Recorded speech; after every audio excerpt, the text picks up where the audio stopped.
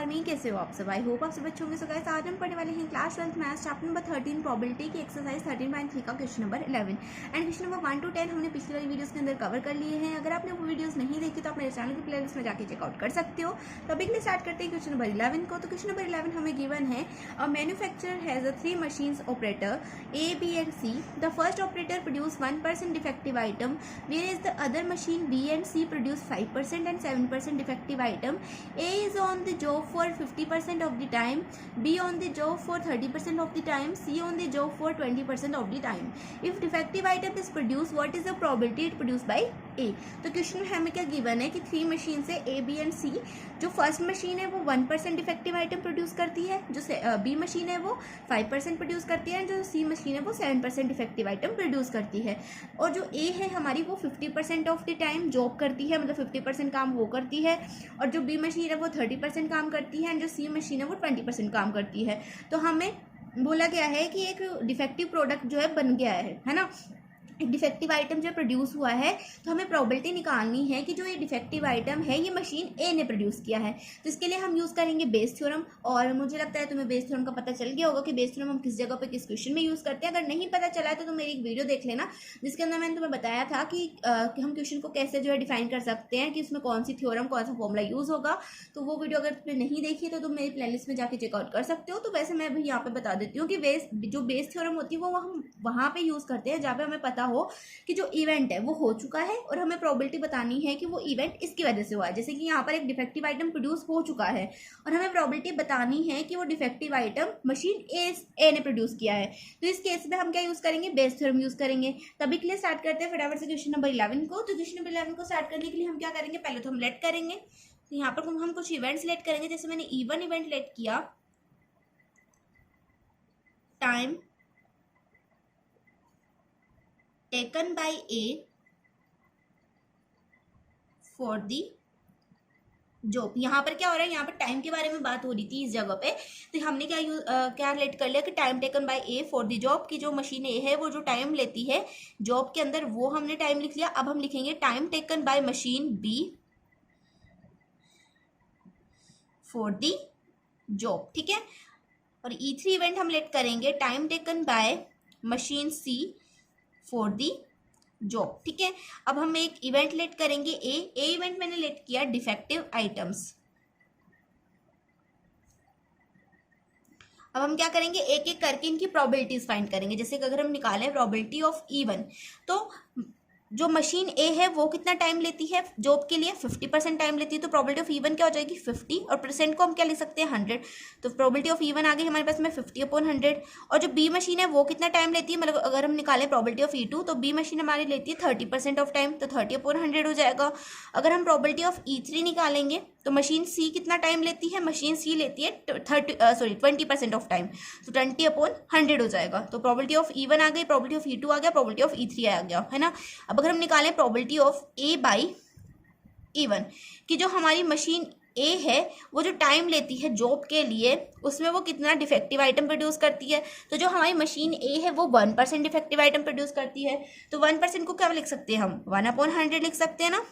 Probability of A by E2, probability of A by E2 निकालें तो हमारी machine भी कितना जो है डिफेक्टिव आइटम प्रोड्यूस करती है, 5% प्रोड्यूस करती है, तो 5/100 हो जाएगा। मशीन सी कितना डिफेक्टिव आइटम प्रोड्यूस करती है, अगर हम निकालें probability of A by E3, तो मशीन सी कितना डिफेक्टिव आइटम प्रोड्यूस करती है, 7% करती है, तो 7% को हम लिख सकते हैं 100। तो हमारे पास सारी वैल्यूज आ गई है। अब हम क्या करेंगे, इसको बेस थ्योरम के अंदर पुट करेंगे, एंड आई होप तुम्हें बेस थ्योरम याद होगी। सो यहाँ पर हम लिखेंगे बाय बेस थ्योरम, ठीक है। बाय बेस थ्योरम लिखेंगे। बेस थ्योरम क्या होती है, probability of E1 by A is equals to, जो भी चीज़ यहाँ पर होती है वही चीज़ हम यहाँ पे लिखते हैं, प्रोबेबिलिटी ऑफ E1 इंटू में probability of A by E1। अगर यहाँ पर E2 होता तो हम यहाँ पे भी E2 लिखते हैं, ठीक है। अब यहाँ पर जो नीचे होता है वो तो सेम ही होता है, प्रोबेबिलिटी ऑफ E1 इंटू में probability of A by E1 plus में प्रोबेबिलिटी ऑफ E2 इंटू में probability of A by E2 plus में प्रोबेबिलिटी ऑफ E3 इंटू में probability of A by E3, ठीक है। अब क्या करेंगे, इनमें वैल्यूज पुट करेंगे। तो प्रोबेबिलिटी ऑफ E1 की वैल्यू है हमारे पास में 50/100, probability of A by E1 की वैल्यू है हमारे पास में 1/100 अपॉन में प्रोबेबिलिटी ऑफ E1 की वैल्यू जाएगी 50/100, probability of A by E1 की वैल्यू जाएगी 1/100 प्लस में प्रोबेबिलिटी ऑफ E2 की वैल्यू है हमारे पास में 30/100, probability of A by E2 की वैल्यू है हमारे पास में 5/100 प्लस में प्रोबेबिलिटी ऑफ E3 की वैल्यू है हमारे पास में 20/100 और probability of A by E3 की वैल्यू है हमारे पास में 7/100।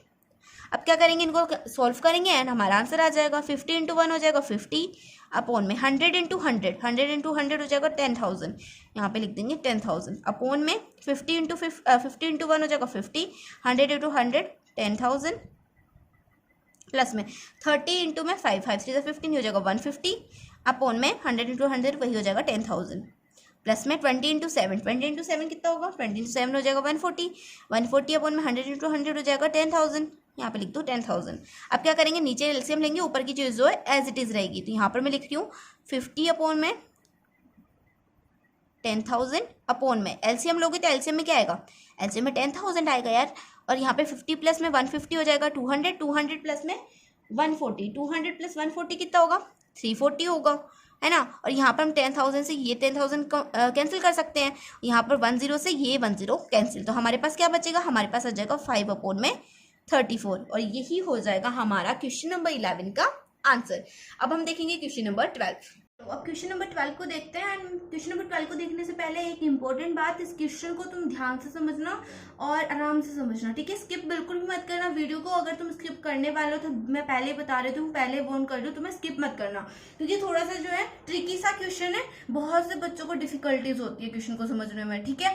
तो समझो, क्वेश्चन को आराम से समझना, ठीक है। तो क्वेश्चन नंबर 12 में गिवन है अ card from a pack of 52 cards is lost from the remaining cards of the pack, 2 cards are drawn and are found to be of both diamond. Find the probability lost card being a diamond. तो question हमसे क्या बोल रहा है कि 52 cards का एक pack है जिसमें से एक कार्ड जो है लॉस्ट हो जाता है, मतलब गुम हो जाता है, ठीक है।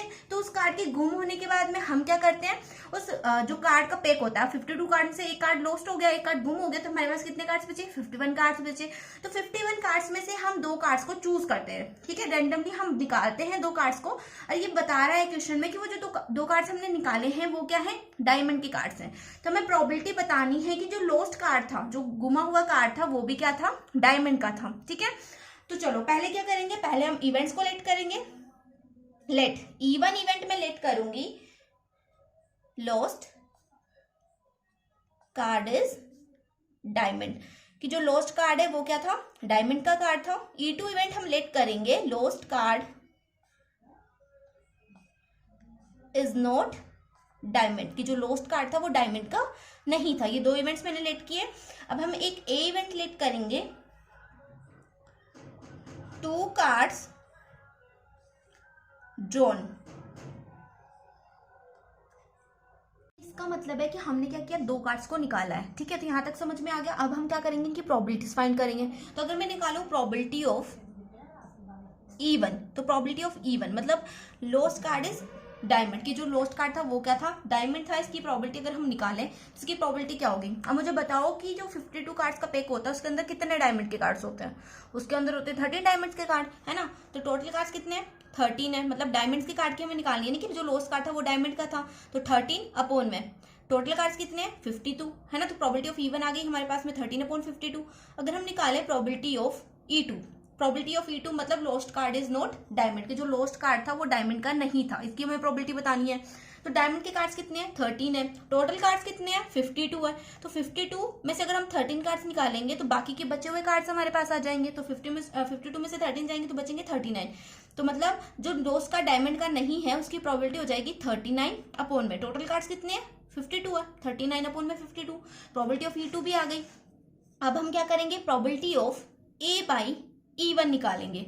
अब probability of A by E1 का मतलब है लॉस्ट कार्ड इज डायमंड और व्हेन 2 कार्ड्स ड्रॉन, जब हमारा जो कार्ड है वो गुम जाता है, डायमंड का एक कार्ड हमारा गुम जाता है, उसके बाद में जितने भी डायमंड के कार्ड बचे हैं उनमें से हमें क्या करना है, 2 डायमंड के कार्ड्स को निकालना है। इस बात को ध्यान से समझना कि हमारे पास 13 डायमंड्स के कार्ड थे, उसमें से एक डायमंड का कार्ड क्या हो गया, गुम हो गया। ये E1 के लिए है ना, कि एक डायमंड का कार्ड गुम हो गया। अब हमें प्रोबेबिलिटी बतानी है कि जो 13 डायमंड्स के कार्ड थे उनमें से एक कार्ड गुम हो गया, 12 कार्ड्स बचे, तो 12 कार्ड्स में से जब हमने 2 कार्ड्स निकाले उसकी हमें प्रोबेबिलिटी बतानी है ना। तो जब हम 12 कार्ड्स में से 2 कार्ड्स निकालेंगे तो 12 है ना, 13 में से एक कार्ड निकल गया, गुम हो गया, तो 12 है ना। और 52 में से भी एक कार्ड गुम हो गया, एक कार्ड गुम हो गया ना 52 कार्ड्स के पैक में से, एक कार्ड गुम होती 51 कार्ड्स बचे, नीचे आएगा 51। अब यहाँ पर मल्टीप्लाई में, ये तो मैंने फर्स्ट कार्ड निकाला, 2 कार्ड्स निकाले ना मुझे, मैंने एक कार्ड निकाल लिया 12 कार्ड्स में से। अब 12 कार्ड्स में से मैं जब एक और कार्ड निकालूंगी तो एक कार्ड तो यहाँ पे निकल गया, तो 12 में से एक और जाएगा तो यहाँ पर बचेगा 11, और 51 में से एक और कार्ड निकल जाएगा, यहाँ पे बचेगा 50, तो ये हो जाएगा 11/50। अब अगर हम 12 को कट करें, 2 से इसको कट करेंगे तो 2 से 12 कट होगा 6 टाइम्स, 2 से 50 कट होगा 25 टाइम्स, है ना। फिर 3 से अगर हम 6 को कट करें तो 2 टाइम्स कट होगा, 3 से 51 कट होगा 17 टाइम्स। अब क्या करेंगे, 2 इंटू 11 हो जाएगा 22, 17 इंटू 25 हो जाएगा 425। तो प्रोबेबिलिटी ऑफ E/E1 आ गई हमारे पास में 22/425। ये चीज समझ में नहीं आई हो ना, तो इसको दोबारा से वीडियो को रिवाइज करके देख लेना। मैंने क्या बोला, हमें क्या निकालना है, जब हमारे डायमंड के 13 डायमंड के कार्ड में से जब एक कार्ड गुम हो जाता है तो उसके बाद में जितने भी डायमंड के कार्ड बचते हैं, 13 में से एक कार्ड निकल गया, गुम हो गया, हमारे पास 12 डायमंड के कार्ड बचे। अब 12 डायमंड के कार्ड में से हमें 2 कार्ड्स निकालने हैं। तो 2 कार्ड्स निकालने के लिए जब हम पहला कार्ड निकालेंगे, डायमंड के कार्ड में से पहला कार्ड निकालेंगे तो 12/51 प्रोबेबिलिटी आएगी। उसके बाद में हम क्या करेंगे, जब दूसरा कार्ड निकालेंगे तो 12 कार्ड्स में से हमने एक कार्ड निकाल लिया, तो हमारे पास कितने कार्ड बचे, 11 कार्ड बचे। और वैसे ही हमारे 51 कार्ड्स में से हमने एक कार्ड निकाल लिया तो हमारे पास बचे 50 कार्ड्स, तो 11/50 आ गई हमारी प्रोबेबिलिटी सेकंड कार्ड को निकालने की। तो इनको जब हमने मल्टीप्लाई किया तो हमारे पास आ गई प्रोबेबिलिटी ऑफ A/E1। तो अब हम निकालेंगे probability of A/E2। Probability of E/E2 का मतलब है कि जो गुमा हुआ कार्ड था वो डायमंड का नहीं था, और हमें क्या करना है, डायमंड के 2 कार्ड्स निकालने हैं। जो गुमा हुआ कार्ड है वो डायमंड का नहीं है, हमें डायमंड के 2 कार्ड्स निकालने हैं। तो इसका मतलब है कि अभी डायमंड के कितने कार्ड्स प्रेजेंट है उस पैक के अंदर, उस 52 कार्ड्स के पैक के अंदर डायमंड्स के कितने कार्ड प्रेजेंट है, 13 कार्ड्स प्रेजेंट है, क्योंकि 13 कार्ड्स ही तो होते हैं टोटल कार्ड्स। और इसके लिए हमारी कंडीशन है कि वो जो कार्ड गुमा था वो डायमंड का नहीं था, डायमंड का नहीं था तो हमारे पास डायमंड के 13 कार्ड्स है, तो 13 अपॉन में। अब 52 का जो पैक था उसमें से तो एक कार्ड गुम हुआ था ना, एक कार्ड तो निकल गया था, चाहे वो डायमंड का नहीं था, चाहे वो स्पेड का हो, हार्ट का हो, किसी का भी हो, लेकिन ये एक कार्ड तो गुम हो गया ना। तो हमारे पास 52 के पैक में से एक कार्ड तो निकल गया, तो यहाँ पर आ जाएगा 51, तो 13/51 हो गई। ये तो हो गया फर्स्ट कार्ड के लिए, जब मैंने पहला कार्ड निकाला। जब मैं दूसरा कार्ड निकालूंगी डायमंड का, पहला एक कार्ड तो मैंने निकाल लिया, 13 में से एक कार्ड तो निकल गया।